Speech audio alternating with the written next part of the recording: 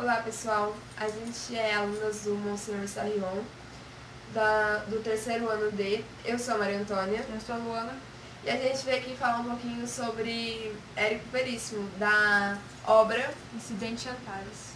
Érico Veríssimo foi um autor que pertenceu à segunda fase do modernismo e nas suas obras ele usou bastante as características regionalistas.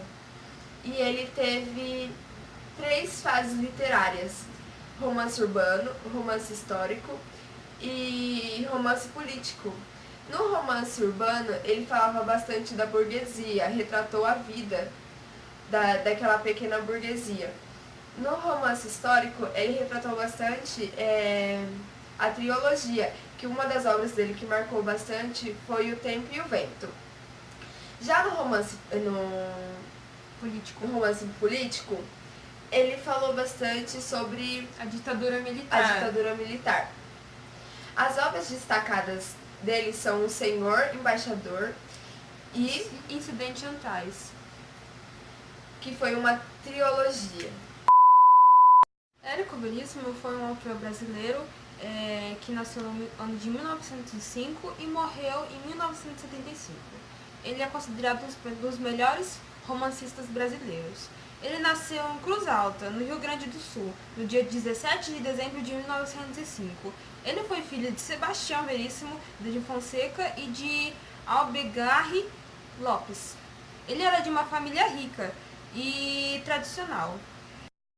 Veríssimo ele estudou na escola Venâncio Alves em Cruz Alta e aos 13 anos já lia autores nacionais como Aloysio de Azevedo, Joaquim Manuel Macedo, Coelho Neto e também alguns autores estrangeiros como Dostoiévski e Walter Scott. Em 1920, ele foi para Porto Alegre, onde ele estudou na escola Cruzeiro, e lá ele não completou o seu curso. Em 1925, ele começou a trabalhar no comércio, em um banco nacional. Após isso, no ano seguinte, ele virou sócio de uma farmácia. E depois, após isso, ele começou a dar aula de literatura e língua inglesa. Em 1929, ele começou a escrever contos para revistas e jornais. E em 1930, a farmácia foi à falência. Em 1931, ele casa-se com Mafalda, com quem ele teve 2 filhos. Em 1941, ele foi para os Estados Unidos a um convite cultural do Departamento Americano. E em 1943, no governo Vargas, ele foi lecionar literatura brasileira na Universidade da Califórnia. Em 1953, ele ocupou o posto de diretor do Departamento de Assuntos Culturais e da União Americana.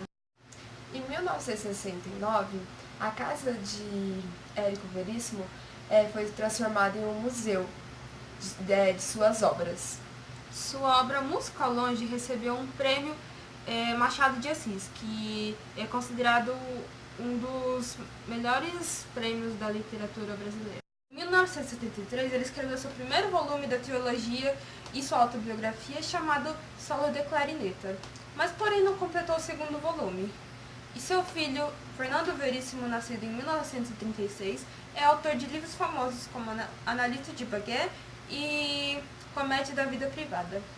E em 28 de novembro de 1975, Érico Lopes Veríssimo faleceu em Porto Alegre, no Rio Grande do Sul. A obra da qual Érico Veríssimo escreveu, em 1981, Incidente de Antares, foi marcado muito pela forte tom político, além de trazer características do realismo fantástico, das quais coisas reais e reais acontecem na mesma naturalidade.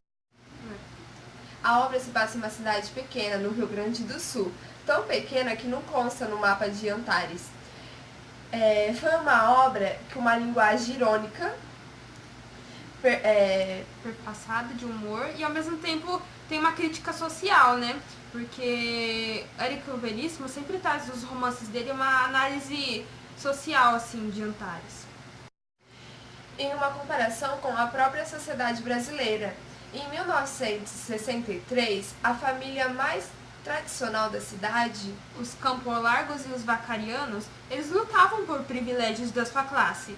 E ao mesmo tempo que tinha confrontos com as novas ideias políticas que estavam surgindo, principalmente o comunismo, né, crescendo na classe operária. o livro é dividido em duas partes. Na primeira parte temos a panorama da situação política e social da cidade, que são os grupos políticos, são as apresentações dos personagens, a revelação do interesse de cada um. E na segunda parte acontece meio que um incidente do título da obra. Acontece uma greve geral em Antares, que era a cidade onde se passava a obra, e com consequências a uma paralisação na totalidade dos trabalhos das pessoas.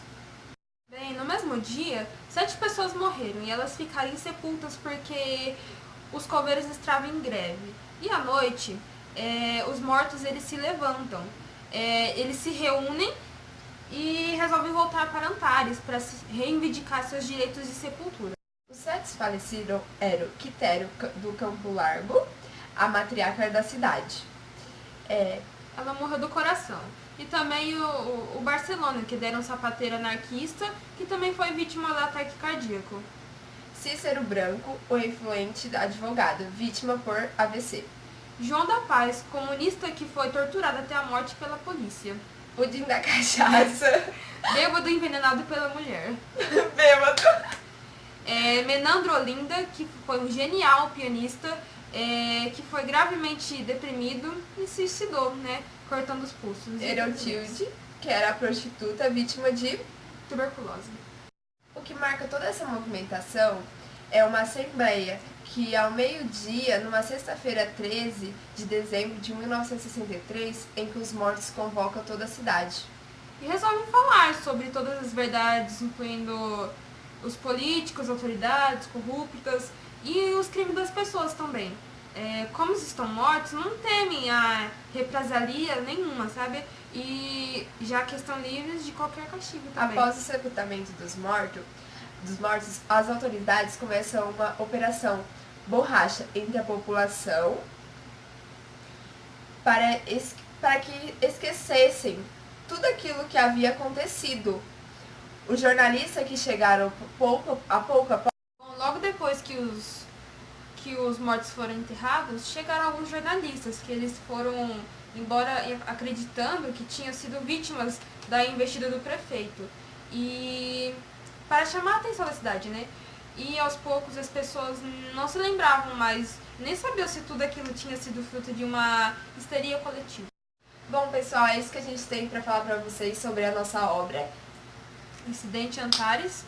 Bom, é um resuminho bem básico para vocês entenderem. E então é isso. Muito obrigada por ter assistido o nosso vídeo.